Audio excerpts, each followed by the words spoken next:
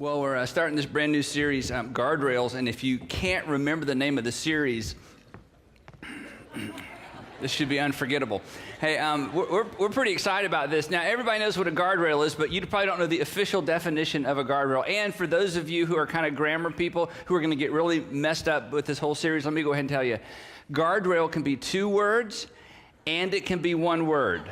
Okay, so if you thought it was one or the other, we can work it both ways. And in fact, in our literature, we use it both ways just to make everybody happy and bother everybody. Okay, a guardrail is actually a system designed to keep vehicles from straying into dangerous or off-limit areas.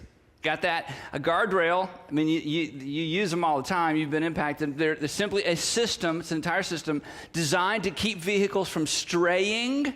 That's the word we're going to key off of, from straying into dangerous or off-limit areas. Now, again, nobody pays attention to guardrails unless you need one. There are all different kinds of guardrails. We were going to show you a whole bunch of different kinds of pictures, but it's kind of irrelevant. Guardrails are that invisible part of our driving experience. We're glad they're there when we need them, but for the most part, we pay no attention to them. You generally find guardrails in one of three areas. You find guardrails on bridges, because on a bridge, there's very, very little margin for error. You find them on bridges. You also find them in medians to keep us from, in areas of driving where we're very, very close to people moving in the opposite direction.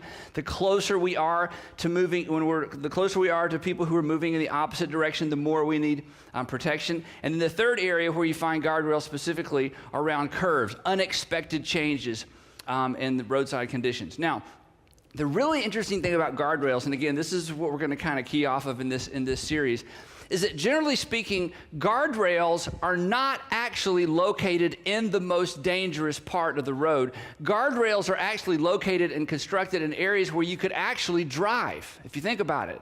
That the point of a guardrail isn't to say, don't drive on this particular piece of real estate. The point of a guardrail is, it's the piece of real estate just beyond the guardrail that's a point of danger, either oncoming traffic, curves, mountainsides, edges of bridges, or whatever it might be. So generally speaking, guardrails are actually constructed in areas where theoretically and, actually you could drive. But guardrails are there to keep us from moving into an area where there's actual danger. But yet when it comes to guardrails, nobody really argues the point and saying, hey, I don't know why they put guardrails on the edge of the bridge. They need to take the guardrail off because actually I could drive closer to the edge of the bridge if they would just move the silly guardrail. We understand in driving that there needs to be some margin for error. The theory behind a guardrail is that you will do less damage to your body and even in some cases less damage to your car if you hit a guardrail than if you actually hit what was on the other side of the guardrail, or if you actually went off the side of something that would cause damage to you